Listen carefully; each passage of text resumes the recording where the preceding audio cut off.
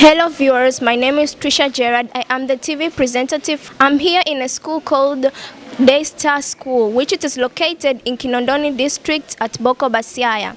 As you can see, we are here with the pupils of Daysstar School. As I told you before, they are going to teach us and they are also going to educate us about some kind of thing and the topic that we are going to discuss today. Before I start the topic, first I have to thank the viewers who are watching and listening right now. I know that you have tuned this channel and this show in order to learn a lot of things. Thank you very much. And the topic that we are going to discuss today is going to be about what are the effects of outdated traditions and customs.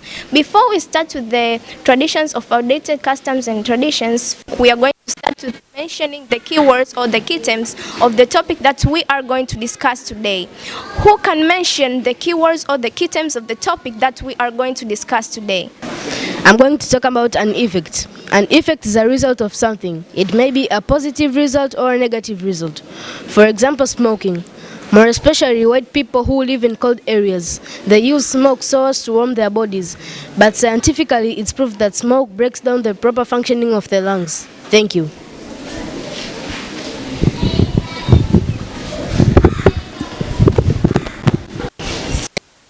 Thank you very much, Esam. Excellent. Let's clap hands for him. Anyone else who can mention any other keyword or any other key term of the topic? Society. Society is a group of people living in the same area. Examples of the society are pastoralist societies, farmer societies, and fisherman societies. Thank you very much, Elia, for telling us the meaning of society or community. Excellent. Let's clap hands for him. Very good. Anyone else who can tell us any other keyword or any other key term? My name is Christopher. I'm in class 3B. Outdated. These are the actions which are not supposed to be practiced in a particular society. Thank you. Let's clap hands for Grace Favor. Excellent. Let's clap hands for ourselves again. Thank you very much, Grace Favor. And now we are going to continue with the topic. First, thank you, fellow viewers. I know that now you have already learned a lot of things and you have already realized what are the keywords or the key terms of the topic that we are going to discuss today. First, before we start with the points of that we are going to discuss today about what are the effects of outdated traditions and customs. First, we are going to mention the examples of the outdated traditions and customs. And also, when you're mentioning maybe like one example, you're also going to define it. Who is going to start with mentioning an example of outdated tradition and custom? Yes?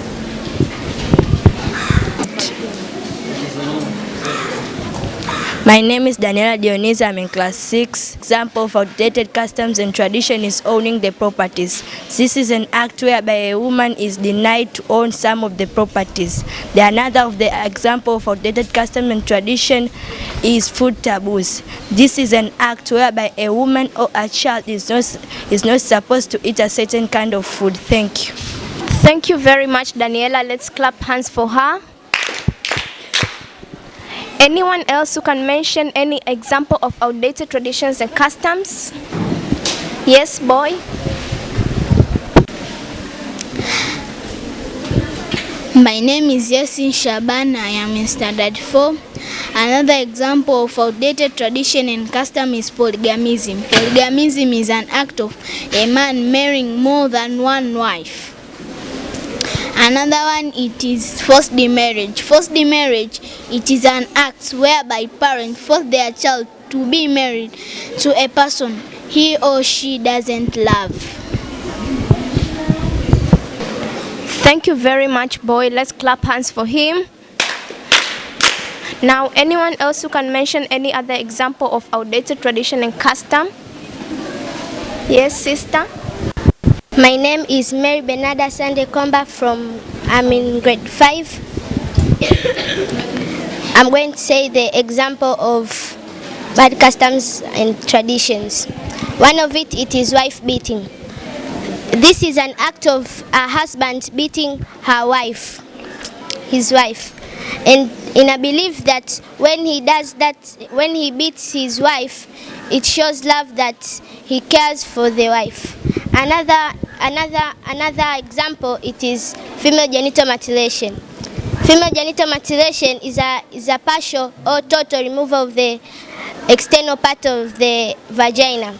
And the cause of some people to practice this is because to remove the sexual appetite to a girl. Thank you.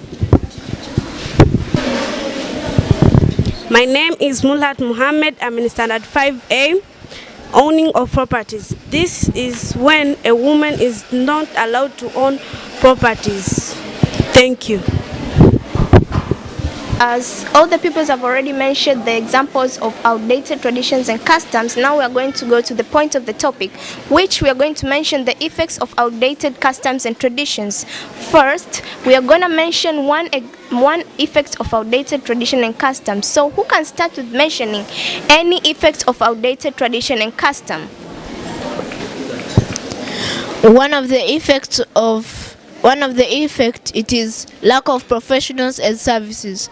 This is due to early marriage. When a child is being forced to be married at an early age, he or she won't be able to accomplish her dreams because he or she will lack education. For example, we can take at here our school. Let's assume if these teachers who are teaching us today could not be there, or could be sent to be married when they are at their early age. Let's assume that if they could be sent, who will be teaching us now? Because even them could lack education, and also us could lack education.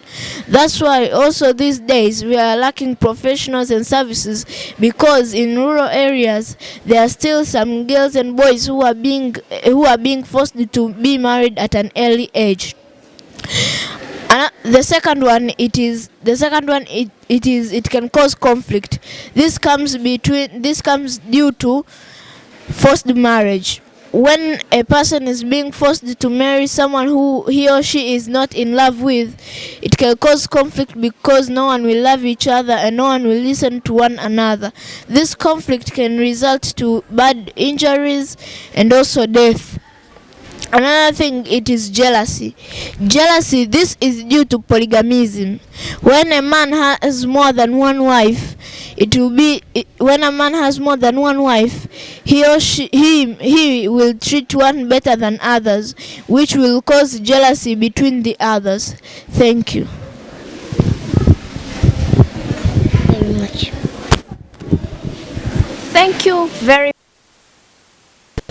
Thank you very much, Brian. You said that uneducated people who are in rural areas are the ones who practice this kind of acts or customs. Do you think only uneducated people, not even educated people, are also practicing these kinds of customs and traditions?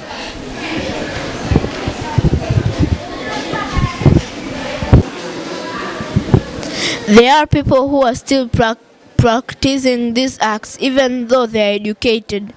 So that's why in the measures and control we are supposed to give mass education even to those who they have already know the effects.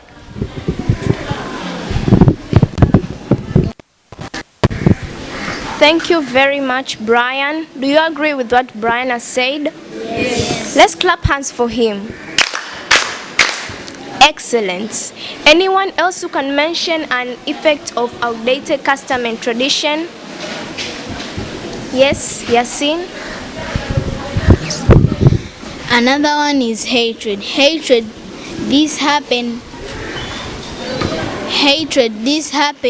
when a man is treating one wife badly and give more favor to other wife. Another point, it is increase of single parent family.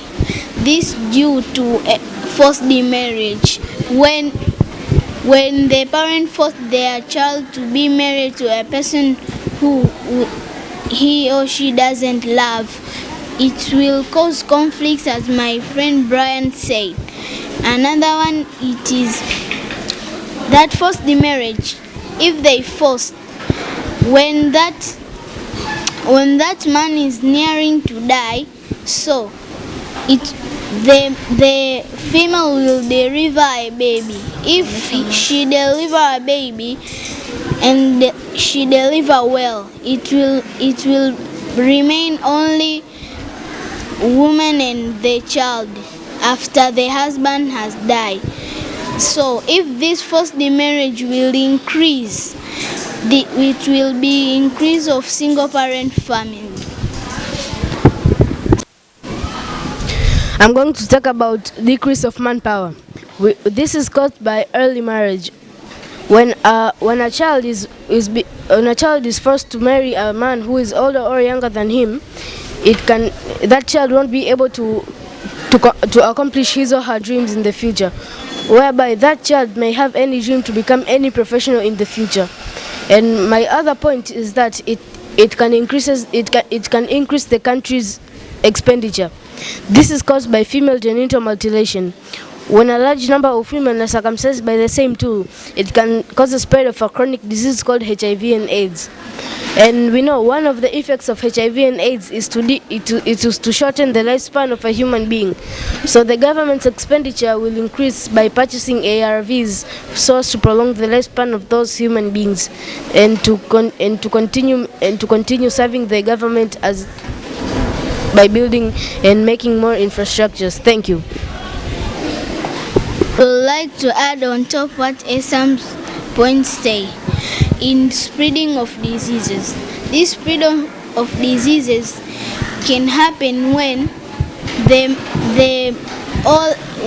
first woman, if is having HIV, and then if maybe 5 women are circumcised, and then the first woman is circumcised, that first woman is having HIV, it will spread to another. But if the woman who is having HIV and AIDS will be the last on between those maybe 5 and others, it cannot spread HIV, because a woman who is affected with HIV, it is the last. Thank you. You're watching, these pupils, they have already taught you a lot of things, and now I think that you've got a little education which can lead you into a good benefit. Now, anyone else who can mention any effect of outdated tradition and custom? Yes? The first effect, it can cause malnutrition. This is due to food taboos. When they believe that if a pregnant woman eats eggs, the unborn baby will be born hairless, but scientifically we know that eggs is one of the source of protein. So if a pregnant woman lacks protein, she will get a disease called kwashiorkor. The second effect is source of income. This is due to early marriage. It is one of the reasons why they send off their child to get married at an early age, because maybe their source of income has been very low. But it's not good, because maybe in the future the child could be somebody in the future that could help the family to get a high source of income. Thank you. Thank you very much, Glory. Maybe you can tell us the communities or the societies that are still practicing that kind of custom or tradition. One of the societies are like Kuria Society, Chaga, and the Maasai, and the reason why they are sending off their child to get married at an early age is because so that they can increase their number of cattle. Thank you. Thank you very much, Glory. Let's clap hands for her. Do you agree with what Glory had said? Yes. Okay. Now, anyone else who can mention any other effects of outdated custom and tradition? Killing of albinos, twins, and eldest peoples. People think that it is a curse, a pregnant woman giving birth to an albino. So they kill that albino in either to avoid the curse that they have.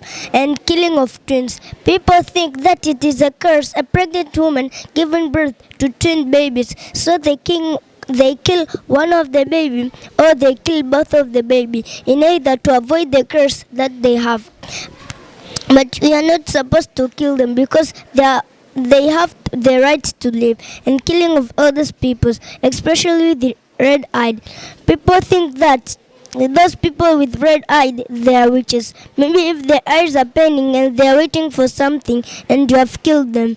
Maybe if in the future that old man or woman could help you in something and you have killed him or her, you'll destroy her rights and dreams, and they also have the rights to live. Another point is early pregnancy. This is due to early marriage. Maybe if a young girl have gotten married to an old man and that old man has died, and after she has gotten pregnant and just want to deliver her baby, she will die. Maybe if her body is not stable yet. Thank you. Another effect of bad or outdated custom and tradition, it is the population. The population is the decrease of number of people in the society or community. This is due to killing of twins, albinos, and elders. A long time ago, people used to believe that if a pregnant woman gives birth to albinos or twins, it is a curse. So they kill them. Also in elders, especially with red eyes, they think that they are witches, so they kill them. As my fellow people Alman said, but if you kill them, it means that you decrease the number of people in the increase of orphans. This is due to early marriage. Example, a girl is supposed to get married to and she gets pregnant. During the time of delivery, the mother might die and leave the child with his father, and that father is an old man. So if the old man dies, the child will be left alone, orphan. Another effect is unfair treatment. This is due to polygamism. Example, a man has 2 wives. The wives will be concentrating so much how he treats the other wife. So if the man will get so trouble in treating them fairly, because one of them, all the wives needs will be needing better treatment than another. But if you treat one wife more better than another, it will cause unfair treatment. Also unfair treatment is due to inheritance of widows. Example, a man had his wife, and the husband died and left his wife with a child. The wife will be forced to get married to another male relative of his husband, of her husband. When the wife gets married to another male relative of his husband and gets another child, the man will be not treating the other child as the way he treats his own child, because he will be saying that this is not my child, I'm not the one who caused pregnancy for this child. So there won't be a fair treatment between the two children. Thank you. Thank you very much, Joelle. Let's clap hands for her. Now, anyone else who can mention another effect of outdated custom and tradition? Yes. One of the effects, it is separation of family. This is due to superstitious belief, especially in killing of twins. This may happen in a family when a wife gets pregnant and gives birth to twins, and then the father could deny those kids, maybe he can run away, so that there will be a formation of single parent family, and you can find those relatives stigmatizing the mother who has gave birth to twins. Maybe they want to kill those twins so to remove the curse of the family, so the mother could decide to kill herself or to kill the babies. Another it is psychological problem. This is due to female genital mutilation. You may find a circumcised child goes to school, and then she finds the teacher is teaching about bad outdated customs and traditions, and then the teacher says that female genital mutilation, it is bad for us, it can bring some effects and it can also kill us. So that child will feel that me, I'm the only one who is circumcised in the class. So this can result to failure in academic performance.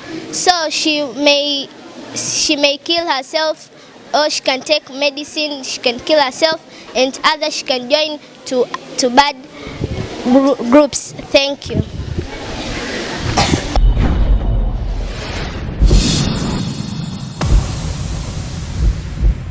What is your name? My name is Glory Mishi. I'm in 6A. The Prime Minister of Tanzania who served twice is called? The answer is Edward Moringa Sokoine. Thank you. Thank you very much, Glory. Welcome. What is your name? My name is Janet Ibrahim. Unaweza kujibu kitendawili hichi. Napigwa faini kosa silijui. Nini jibu la kitendawili hichi? Jibu lake ni kujikoa. Asante. Asante. Unaitwa nani? Naitwa Naufa Senga Kali. Kamilisha methali hii. Uso wa samaki hausikii viungo. Asante. Unaitwa nani? Annette Allen. Maana ya nahau hii. Ana ndimi mbili. Jibu lake ni kigeugeu. Asante. What is your name? Brenda. Mention the past tense of the word see. My name is Brenda Batinoria. I'm in grade 3B and the answer is so. Thank you. This side, we are looking out. What is your name? My name is Janila Yawoni. Mention the groups of balanced diet. The groups of balanced diet are carbohydrates, vitamin, protein, mineral, salt, water, and lipids. Thank you. Thank you very much. What is your name? My name is Naima Rahman. When was the Uhuru Torch first lit? The answer is 1961. Thank you very much. The meal that consists of all groups of food that is needed is called? Balanced diet. Thank you very much. Dear viewers, have you seen the program that we have already finished, which it is about Q&A, question and answers. Now we are going to go to the next program, which it is about talents. This school has got a lot of talents, and today you are going to see the talents that this school is blessed to have. Continue being with us.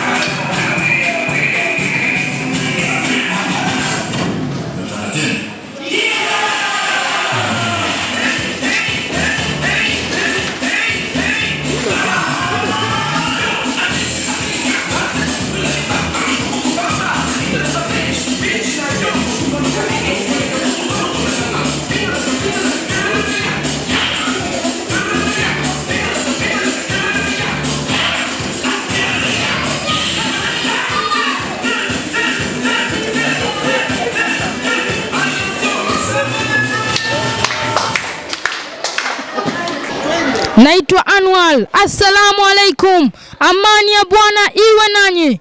Ni Yanga na Simba, timu kubwa Afrika Mashariki na Kati. Mechi ikipigwa katika uwanja wa Benjamin William Mkapa. Kwa upande wa Simba, namba 1 ni Aish Salum Manula. Namba 2 ni Israel Patrick Mwenda. Namba 3 ni Shabalala. Namba 4 ni Joshua Nyango Cheng. Namba 5 ni Nonga Baka. Namba 6 ni Jonas Gerard Mkude. Namba 7 ni Okra Magic.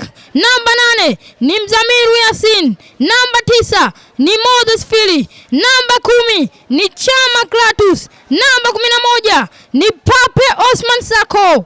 Kwa upande wa Yanga, namba 1 ni Jididi Diara. Namba 2 ni Juma Shaban. Namba 3 ni Kibwana Shomari. Namba 4 ni Dickson Job. Namba 5 ni Aniki Bangala. Namba 6 ni Ali Daucho. Namba 7 ni Jezi Moroko. Namba 8 ni Faisal Salum. Namba 9 ni Fiston Kalala Mayele. Namba 10 ni Azizi Ki. Namba 11 ni Twisila Kisinda. Nampa mwenzangu Crispin anataja sabu. Mimi naitwa Crispin. Sabu kwa upande wa Simba, Beno Kakolanya, Gadiel Michael, Baka Kibu. Kwa upande wa Yanga, Eli Kijohola, Faridi Musa Mariki, Jazidu Kapel Moroko. Wanakwenda kuanza mpira Young Africans. Fisto Mayele kwa Azizi Ki. Azizi Ki kwa Jezi Moroko. Jezi Moroko kwa Fisto Mayele. Fisto Mayele kwa Juma Shaban. Juma Shaban kwa Kibwana Shomari. Kibwana Shomari. Kibwana Shomari kwa Fisto Mayele. Fisto Mayele anayamisha upande kwa Jezi Moroko. Jezi Moroko kwa Twisila Kisinda. Twisila Kisinda kwa Fisto Mayele. Fisto Mayele kwa Dickson Job. Dickson Job. Dickson Job kwa Fisto Mayele. Fisto Mayele kwa Faisal Salum. Oh wow, fantastic.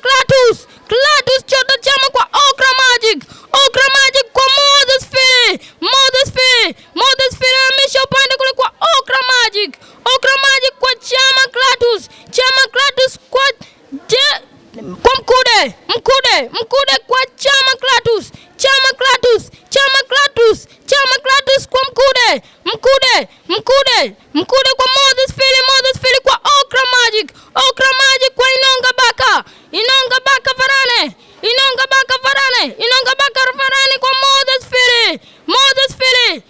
Philly anatoa ni mpira kurusha. Moses Philly kwa Chama Clatous anahamisha upande kule kwa Varane kwa Okra Magic kwa Chama Clatous kwa Pape Osman Sako kwa Chama Clatous kwa Okra Magic kwa Chama Clatous kwa Pape Osman Sako kwa Inonga Baka Varane kwa Okra Magic kwa Chama Clatous kwa Okra Magic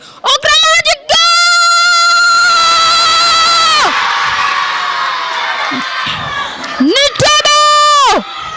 Nitabo! Huyu jamani wa moto! Huyu jamani hatari! Huyu jamaa ni mtu na nusu!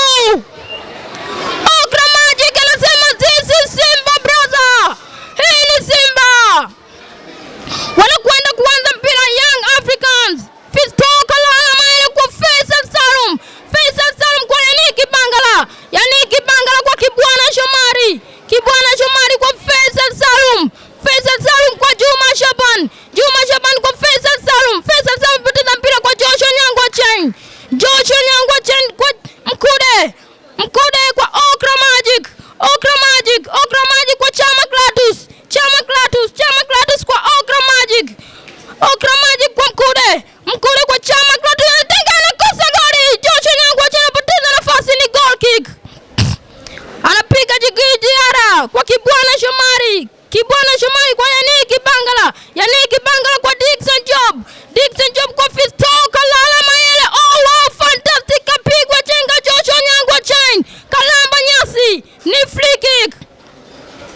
Nyuma yuko Faisal Salum na Azizi Ki anaidaka Aish Salum Manula kwa Joshua Nyangwa Chen kwa Yannick, anapoteza mpira kwa Yannick Bangala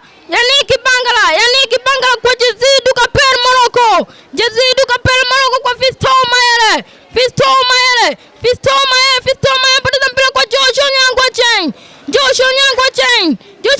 kwa Mkude kwa Moses Philly anapoteza mpira kwa Yannick Philly kwa Chama Clatous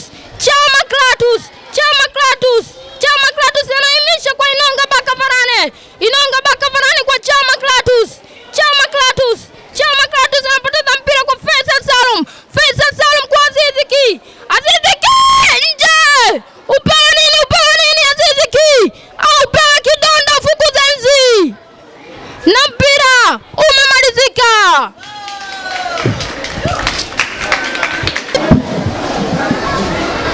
My name is Karen. I am in grade 5. Today I'm going to show you how to make hairbands. We are going to start by closing.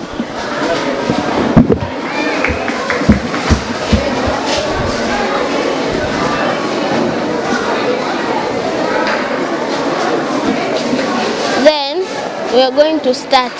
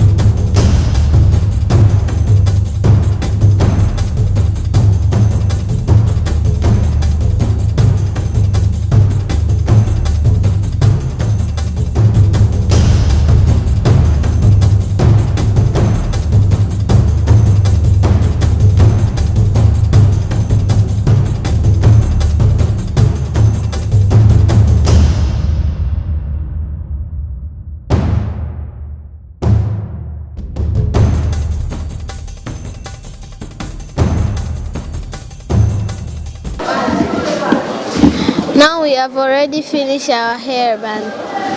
Thank you.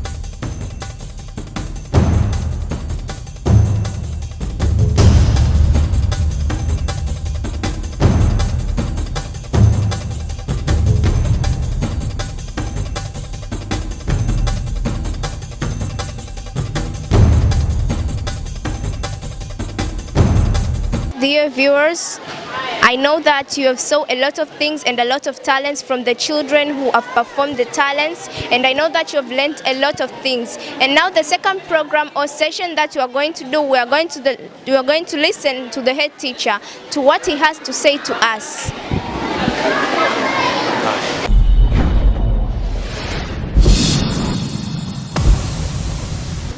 Kwa majina naitwa Danford Masai Enoch, ni mkuu wa shule ya awali na msingi Daysstar. Shule yetu inapatikana katika wilaya ya Kinondoni, kata ya Bunju, Boko Basihaya, Dar es Salaam. Shule yetu ni ya kutwa na bweni na inapokea wanafunzi wa jinsia zote, wa kike na wa kiume, kuanzia darasa la awali mpaka darasa la 7. Shule yetu ina huduma ya usafirishaji, ina huduma ya bweni kwa wanafunzi wanaoishi mbali. Lakini pia shule yetu inatoa huduma ya kitaaluma, na mbali ya huduma za kitaaluma inakuza vipaji mbalimbali vya watoto. Lakini pia mbali na vipaji vya watoto, tunazingatia sana imani ya watoto husika. Tunao watoto wa Kiislamu, tunao watoto wa Kristo, na wanahudumiwa kulingana na imani zao.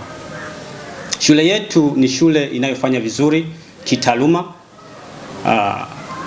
Katika miaka 5 mfululizo kuanzia 2017 mpaka 2021 imekuwa ikifanya vizuri. Hata ukiingia katika mitandao ya kijamii utaona kwamba shule yetu inafanya vizuri. Na niwahakikishie kwamba shule yetu haichuji, inachukua wanafunzi wenye uwezo, uelewa wa tofauti tofauti. Hatuko sawa na zile shule ambazo zinachuja, zinapokea tu wanafunzi wenye uwezo wa juu, kwa sababu tunaamini kwamba mwanafunzi yeyote anao uwezo wa kufundishwa na kuelewa kile anachostahili kufundishwa. Kwa hiyo ni wasihi wazazi na walezi wote wanaopatikana katika mkoa wa Dar es Salaam, wanaopatikana katika mikoa mingine yote, wawalete watoto wao ili waweze kupata elimu bora.